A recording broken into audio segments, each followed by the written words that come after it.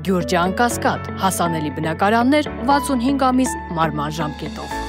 Բարև ձեզ հարգելի գործընկերներ, ես միայն 2 րոպե կարճ նախաբանի տեսքով, այսօր ապրիլի 23-ն է եւ ինչպես ամեն տարի վերջին 25 տարիներին առնվազն ապրիլի 23-ին ժամը 19:15-ին այս անգամ Հանրապետության հրապարակից մեկնարկելու է ավանդական ջահերով երթը, սա Ցեղասպանության 110-րդ տարելիցին ընթരാճ խոշոր հաշվով կազմակերպված միակ համազգային միջոցառումն է ու մասնակցելով այս միջոցառմանը դուք հնարավորություն ունեք ասելու, որ համաձայն չեք Հայաստանում ընթացող ուրացման քաղաքականությանը, համաձայն չեք ցեղասպանության շղթմանը, համաձայն չեք մեր իրավունքներից հրաժարման եւ մի կարեւոր դետալ էլ փաստացի մենք շատ ենք խոսում բաժանարար գծերի, շատ ենք խոսում նրանից, որ Հայաստանում կա ատարոց տարբեր հասարակական խմբերի նկատմամբ եւ դա ճիշտ է, բայց փաստացի այս միջոցառումը եզակի միջոցառումներից է, որ միավորում է ամենատարբեր հայացքներ ունեցող մարդկանց, միավորում է ամենատարբեր անգամ քաղաքական հայացքներ ունեցող մարդկանց եւ բոլորը հազարավոր հայեր հավաքվում են Հանրապետության հրապարակում, քայլում են դեպի Ծիծեռնակաբերդ, ունենալով մի առանցք, որ մենք ցեղասպանված ժողովրդի ժառանգներն ենք եւ մենք պիտի հիշենք, սովորենք մեր դասերը անցյալից, որպեսզի դա թույլ չտանք կրկնել։ Դրա համար այս տարի հատկապես այն ֆոնին, երբ ուրիշ որևէ միջոցառում չի կազմակերպվել, ջահերով երթի մասնակցությունը դառնում է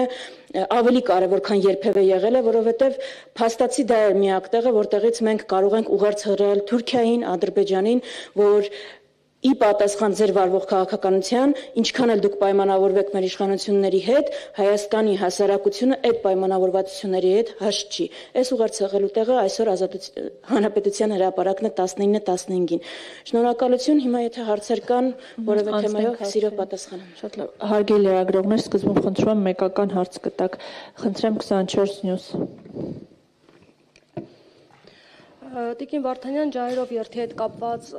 քննադատություններ են արդեն իսկ հնչում եւ այսպիսի ձևակերպումներ կան, որ ջահերով երթի անվան տակ հավաքված զանգվածին, այդպես է նշում, ցանկանում են օգտագործել անկարգությունների համար։ Երեկվանից այս արշավը ինչով եք բացատրում եւ մեկ հարց էլ տամ, որովհետեւ ես նախորդ պատգամավորին չկարողացա հարցով դիմել, նաև իմպիչմենտի գործընթացի մասին է հիմա խոսվում եւ այս առումով պատիվ ունեմ խմբակցությունը կոնկրետ առաջարկով է հանդես գալի, արդյոք այս հարցը քննարկել եք խմբակցությունում թե ոչ եւ ինչ խնդիր կա, որ համաձայնության չեք գալիս այս հարցի վերաբերյալ։ Շնորհակալություն։ Նախ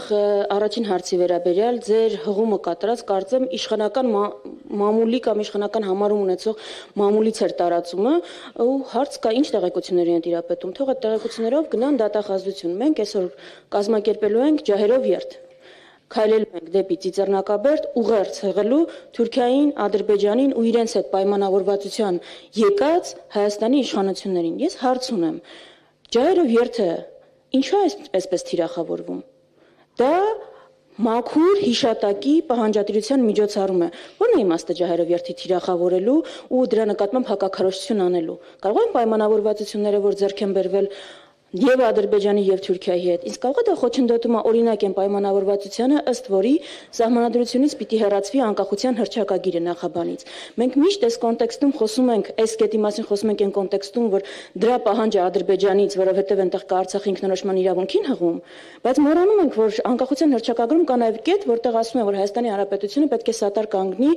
միջազգային ճանաչման գործընթացին հայոց ցեղասպանությամբ։ Դա միշտ խնդիր ա եղել Թուրքիայի համար։ Այսինքն այս պահանջի կատարումը Նաև Թուրքիայի պահանջն է։ Հիմա այս կոնտեքստում բնականաբար ջահերով երթը պիտի թիրախավորվեր, որովհետև հակառակ ուղերձ հղող միջոցառում է։ Ես այս կոնտեքստում եմ տեսնում այդ մեղադրանքները։ Այդ մեղադրանքները եղել են բոլոր ցույցերի ընթացքում, ամեն անգամ այդ մեղադրանքները հասարակությանը վախեցնելու համար